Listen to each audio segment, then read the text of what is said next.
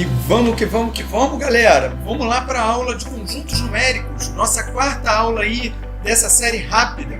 Números naturais. Bem, números naturais a gente aprende lá no jardinzinho de infância. É o primeiro conjunto numérico que a gente passa a ter ciência. E é, obviamente, o mais simples de todos. Tá bom? Só aconselho o seguinte, toda vez que forem escrever o símbolo de um conjunto numérico, coloquem uma perna a mais ali, para diferenciar da respectiva letra do alfabeto. Ó, aqui N, ó, com essa perna a mais, aqui o Z, ó, uma perninha a mais aqui, o Q poderia estar aqui, ó. Vamos lá, vamos trabalhar. 0 é o primeiro dos valores naturais, tá claro? Depois vem 1, 2, 3, na medida em que eu vou contando, normalmente. Ele termina no 9, termina no 10? Não, ele é o quê? Infinito. Sempre haverá um número, qualquer número natural que você possa pensar, sempre haverá um número maior do que ele. Na verdade, sempre haverá uma infinidade de números maiores, tá, do que aquele número pensado. Perfeito. O menor deles eu posso dizer que é o 0? Sim, posso dizer que é o 0. Chamar a atenção aí para um detalhe. Eu posso dizer que é o 0 se o conjunto for o conjunto dos números naturais. Agora, sempre que eu tiver esse asterisco daqui junto à letra, significa que eu estou excluindo, que eu estou tirando o 0 daquele conjunto. Então, esse conjunto daqui seriam naturais tirando 0, ou naturais não nulos. Então, ele começaria do 1 e seguiria assim como lá em cima. 2, 3, 4 e assim sucessivamente. Beleza? Ok, galera. Vamos lá, com número 2, números inteiros. Bem, números inteiros, reparem, daqui para cá, eu vou pegar algo idêntico ao conjunto dos números naturais. Do 0 para a direita, nada mais é do que o próprio conjunto dos valores naturais. E daqui para cá, são o conjunto dos negativos, dos números que são inteiros. O que eu falo de números inteiros? São números que não são, digamos, quebrados, não são números com vírgula, não possuem casa decimal, tá bom? Então, são os números inteiros. Eles podem ser ou 0, ou aqui para a direita positivos, ou aqui para a esquerda o quê? Negativos. Reparem como é que eu monto. À medida que eu vou afastando do 0, 1, 2, 3, e aqui, menos 1, menos 2, menos 3, menos 4, e assim sucessivamente. Beleza? Ele é infinito para a direita e é infinito para a esquerda. Professor, que símbolos são esses daqui? Toda vez que tiver o asterisco, significa que eu estou tirando o 0. E aí, vamos trabalhar aqui com dois exemplos bem rápidos. Imagine que eu tenha isso daqui é diferente desse conjunto daqui. Ó. De cara já dá para perceber que esse conjunto não possui o 0. Esse conjunto tem o 0. Todos os dois têm os elementos o quê? Positivos. Então, esse daqui eu vou chamar de conjunto dos números inteiros o quê? Positivos. Positivos. E esse daqui, ninguém surtando agora, eu vou chamar de conjunto dos números inteiros não negativos. Não negativos. Ué, professor, tá doido? Não é a mesma coisa? Não. Vamos lá. O que não é negativo pode ser positivo ou não, porque eu tenho o 0. O 0 ele nem é positivo, nem é negativo. Por isso, quando eu tenho conjunto com asterisco, ou seja, sem o 0, mais esse sinal aqui de positivo, eu tenho apenas os elementos o quê? Inteiros positivos. E quando eu tenho aqui, ó, somente o sinal de positivo associado ao conjunto, mas não tenho asterisco, significa que eu tenho os elementos positivos e o 0. A única coisa que eu não tenho são os negativos. Por isso eu chamo de não negativos. Beleza? Vale a mesma coisa se eu comparasse isso daqui, olha lá, ó. Se eu fizesse isso daqui, essa análise, ó, igualzinho. Esse daqui seria o conjunto dos números inteiros negativos e esse daqui seriam os conjuntos dos números inteiros que possuem o negativo mais o 0. ele não possui apenas o quê? Os positivos. Então, seria não positivo. Tá claro? Beleza, galera? Vamos lá. Conjunto dos números racionais. Conjunto dos números racionais são todos aqueles números que podem ser escritos na forma de fração. Então, por exemplo, para eu formar um número racional, basta que eu tenha um número A e um número B, tá? Formando ali uma fração A sobre B.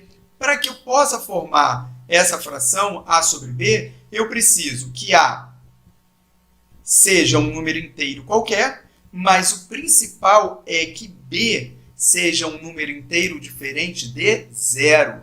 Gente, só lembrando aí rapidamente, a fração nada mais é do que uma divisão.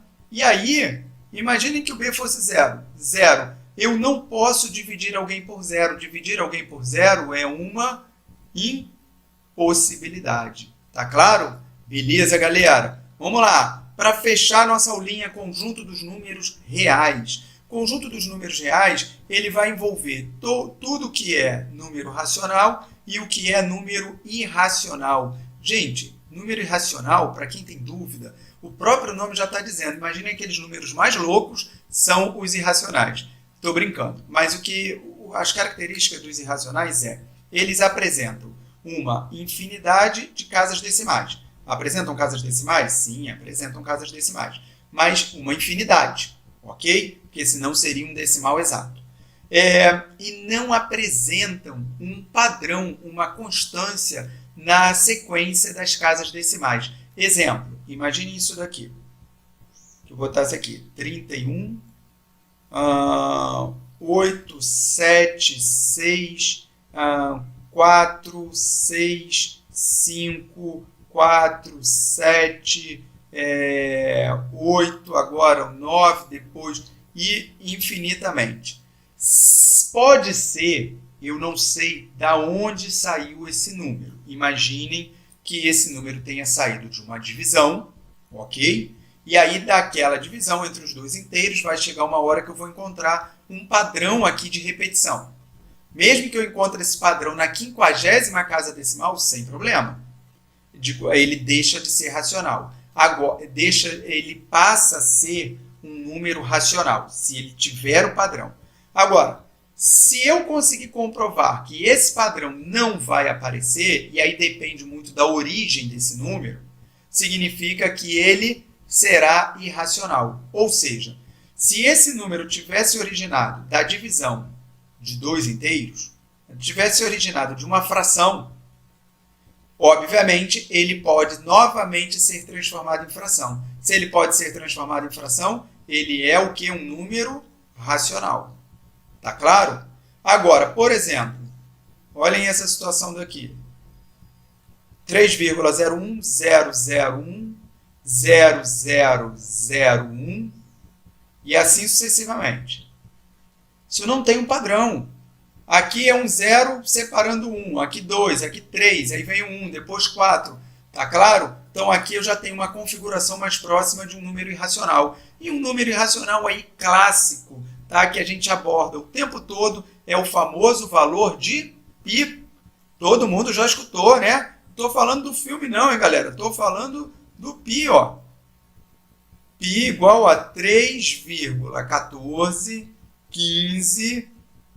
Isso daqui segue indefinidamente. Da onde que vem o π? O π vem do cálculo da divisão do comprimento de uma circunferência pelo seu diâmetro. Tá claro? Então, o comprimento de uma circunferência e o diâmetro dessa própria circunferência, todas elas, seja qual for a circunferência, mantém sempre esse padrão na divisão. Ok? O π, por exemplo, é um número irracional.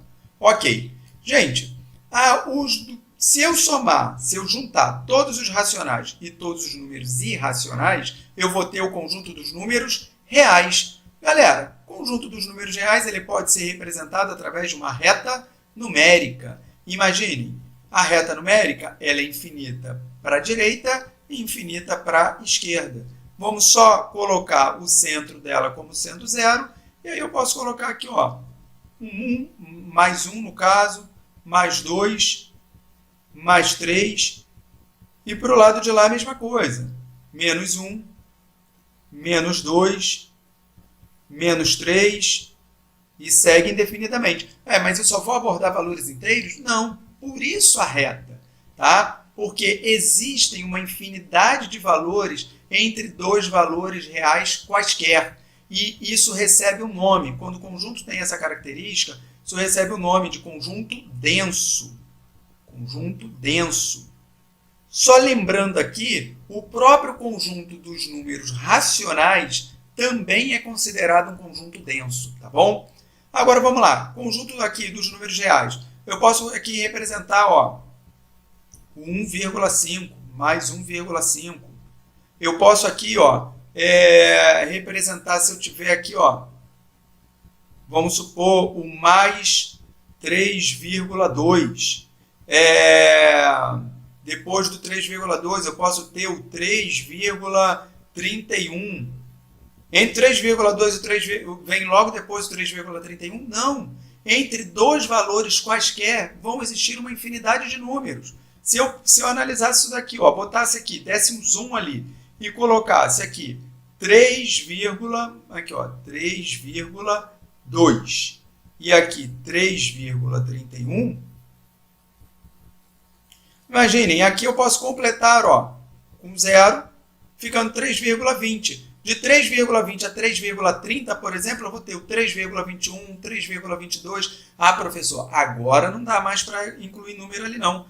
Entre o 3,20 e o 3,21, aí não existe mais número. Existe. Isso daqui eu posso chamar de 3,200 e 3,210. Aí eu vou ter aqui, ó, o 3,201, 202, 203 e assim sucessivamente. Lembrem, incluir zero, tá? No final lá, depois, no término das casas decimais, eu posso incluir quantos zeros eu quiser, que eu não altero o número.